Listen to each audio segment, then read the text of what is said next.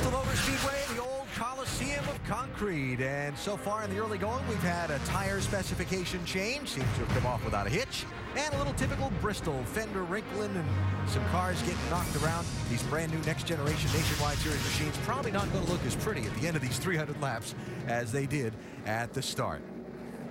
And we welcome you back to ESPN's live coverage of Race 4 of the NASCAR Nationwide Series season for 2011. While we work this second caution flag of the race, quick reminder, tomorrow the Sprint Cup Series runs 500 laps here in the Jeff Bird 500 in Thunder Valley. Pre-race coverage, NASCAR Now, 9 a.m. Eastern Time, ESPN2. And the Monday Roundtable wraps it up at 5 Eastern. American Le Mans Series racing the 12 Hours of Sebring. American Le Mans Series presented by Chevrolet and America's premier sports car, Corvette. That's ABC tomorrow at 12:30 Eastern Time. Next week, Nationwide Series going West Coastin', presented by Cici's Pizza. Our coverage on ESPN at 5 Eastern Time. And then also next weekend, the IndyCar Series opens up. The Onside IndyCar Series at St. Petersburg, ABC 12:30 Eastern Time. That is 1 week from tomorrow.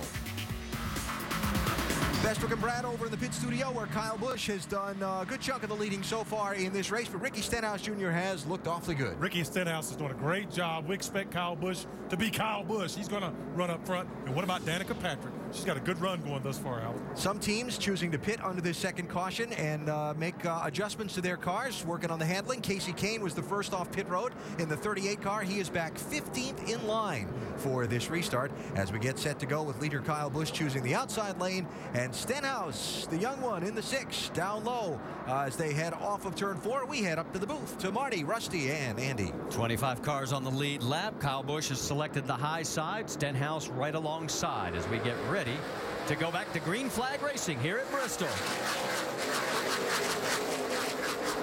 Boy, Kyle gets a great restart. Looked like Stenhouse struggled to get rear grip there on the restart. Get a little build up on the rear tires. Somebody spun the tires maybe, Andy. Whoa, look at the 5 of Dale Jr. getting loose. Carl Edwards right behind him, had to check up. Now you ride around this track and pick up all that old rubber on the track with the hot tires, the guys that stayed out. And a lot of times it's really tough to get a good restart because of that. Brad Keselowski underneath right now as he's trying to get around Jr. Watched Dale Jr. last night, guys. He didn't run the last practice session. He was told everybody's really confident with this car. They covered it up, didn't run the last session. And look, to me, it's paying off pretty good right now.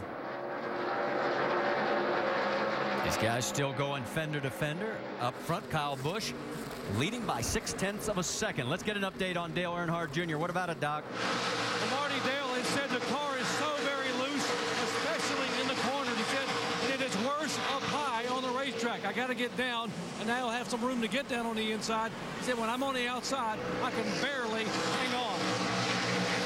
So he slides back into the 4th position. You can see the 3 in front of him. As coming up on him now is the 60 of Carl Edwards. Guys look to me like they're just logging laps, still trying to figure these cars out. A little bit confused with this tire change. See Michael Annett right now on the outside of Kevin Harvick. Harvick was another guy that was unhappy with his car, made the pit stop, made some changes on his car, trying to get that thing tuned up for the end of the race. And unfortunately, we've had scoring for a few moments. Now we've lost it again, so we'll do the best we can for you folks. Hang with us. We're back to old school days of racing. We got the calculators out and we're counting laps. Harvick right in front of 62, the Michael Annett machine. Reed Sorensen, the points leader coming into this race. It's a big day for Michael Annett. His sponsors right from the Knoxville area, right around here. Guys from Pilot Travel Centers and Flying J. He wants to have a good run. Right now he's under attack from Sorensen. Reed's got the inside line in that 32. Also got 4 fresh tires on that last stop. Guys, it just amazes me how they can run side by side every single lap, and it doesn't seem like it hurts the cars. See Sorensen getting a little loose trying to get underneath the net, but they've been running like this lap after lap, and love it or don't love it, this new racetrack, this new design lets you do that.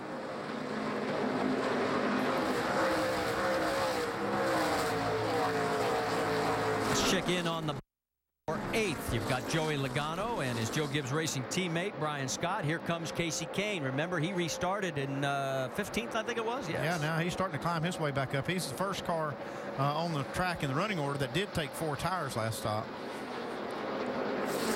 Vince, give us an update on that 38 car.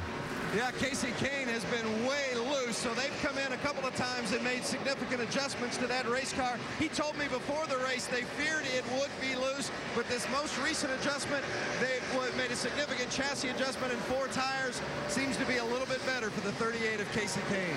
And he's pulling away from Brian Scott in that 11 machine.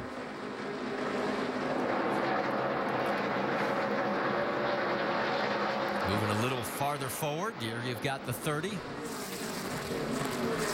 You see Joey Logano there in the 20 car. We're watching his practice numbers from yesterday, his lap times. They weren't very good. In fact, he ran more laps than I think than anybody did yesterday. Just I was reviewing lap times yesterday, and just tons of laps Joey ran. And it's probably one of the first times I've seen this kid early and going uncomfortable with his car. Joey right now running in the 9th spot. Jason Leffler in front of him in 8th, and 1 spot ahead of that is Justin Allgaier. And there you see him. Back to the battle for 14th right now as Reed Sorensen and Michael Annett going after each other. These guys just won't quit. Yeah, it's got to be frustrating. You know, Reed's got those fresh tires. He thinks he ought to be able to just drive right around Annett, but Annett's got the preferred groove, at least right now. Elliott Sadler, that 3rd car back there in the blue 2. See how the track is starting to get a little bit darker, and that tire is starting to rubber in the groove. Battle for 8th, Jason Leffler and Joey Logano. Right behind him, you see Casey Kane now has caught these two pretty quickly. You know, I'm looking at the lap times on our monitors up here in the booth, and it's just amazing to me how close all this entire field is running for lap times. It's not a big spread. I mean, it's a lot of guys from, say, 5th on down to 15th, almost the same speeds. You saw those 3 go zipping by the 89 of Morgan Shepherd, the 3-time winner here, or 4-time winner here, actually, in the Nationwide Series at Bristol. He is heading down pit road for an unscheduled stop. Check in on the race lead, because there you can see Kyle Busch in front of the 6 of Ricky Stenhouse Jr. And as always at Bristol, you seem to always be in traffic when you're under green flag conditions. Stay with us. A lot more racing as we're just approaching the... Reminder that the NCAA Division I Women's Basketball Championship continues on ESPN2 tonight. Regional coverage of the first round. Some of the matchups you'll see: Utah Notre Dame, Montana UCLA, Hampton Kentucky, and UC Davis against the #1 seed Stanford. The NCAA Division I Women's Basketball Championship, presented by Capital One, ESPN2 tonight at 6:30 Eastern. ESPN, the exclusive home of the NCAA Women's Championship. Riding on board with Jason Leffler around Thunder Valley, the world's fastest half mile at Bristol Motor Speedway, as the NASCAR Nationwide Series has just crossed the 1/3 mark of today's race. Had a couple of caution flags so far. Kyle Busch in the 18 has done most of the leading, but he's got his hands full right now with lap traffic and that 6 car of Ricky Stenhouse Jr. Ricky Stenhouse Jr. has just been dogging Kyle Busch all day long, staying right on his rear bumper. We know Kyle's going to be up front in these races, but Ricky Stenhouse has done a great job of not letting him get too far away, and at times putting a lot of pressure on him. Talked about Bristol being a place where you could get your first win that Stenhouse is trying to do. Then there's the guy that's won 3 straight races at Bristol, Kyle Busch, in front of him. Small obstacle. How about Stenhouse reporting on his car after that tire change that happened back at lap 25? The tires are up out of the racetrack. You know, we're just sliding around on top. Don't seem like they're digging in and really using them. Almost like they just got too much air pressure or something. 10-4.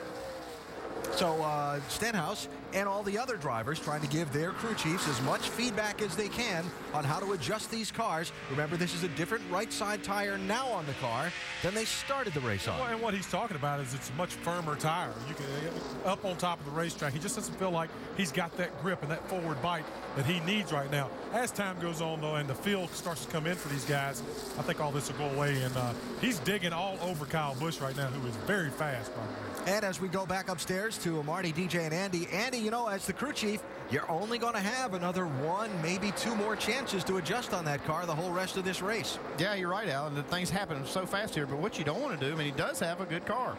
I really believe his car's better than Kyle's at this point. He doesn't want to adjust himself out of the ballpark.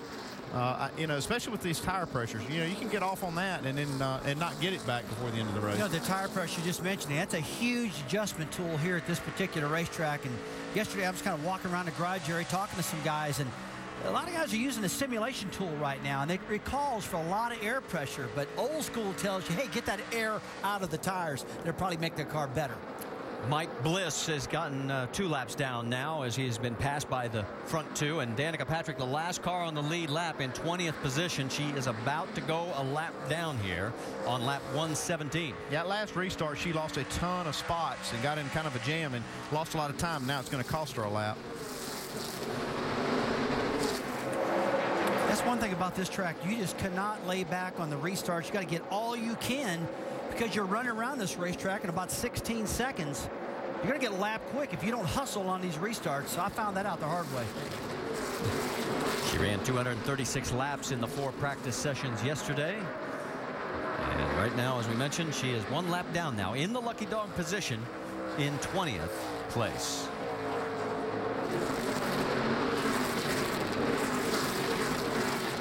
Top of the hour. If you've just tuned in, let's get you caught up. We're working lap number 120 at 300 as Kyle Busch has led a total of 88 laps so far. We've had 3 different leaders here, a total of 2 lead changes, 2 cautions. The first, the mandatory at lap 25, where they wanted to change the tires. And then the second one for a 2-car crash involving Trevor Bayne. He is back out on the track, but he is also a lap down. Let's get you up to speed with Nationwide Insurance. And first up is Dr. Jerry Punch. Well, Kyle Busch picking up where he left off here last August when he dominated all 3 events here to win the Nationwide Camping World Truck Series and Sprint Cup events. Kyle right now says the car is still very, very tight in the middle, but loose in and loose off. He's been told by his crew chief, hey, I can fix the middle, but I will kill your exits. Why don't we just leave it alone? Vince. Well, Ricky Stenhouse Jr. having another outstanding run. Has led some laps today, currently running second.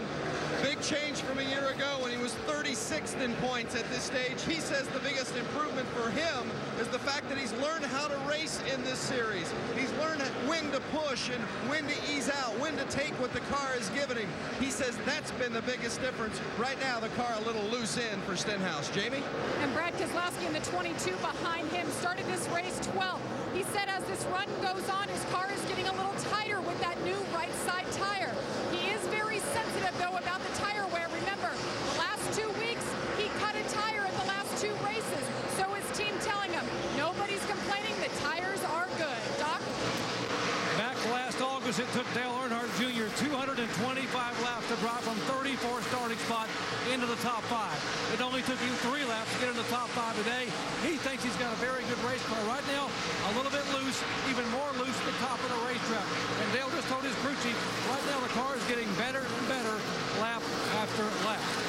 Vince. Running 5th is the 60th Carl Edwards, a winner here at this track back in 2007.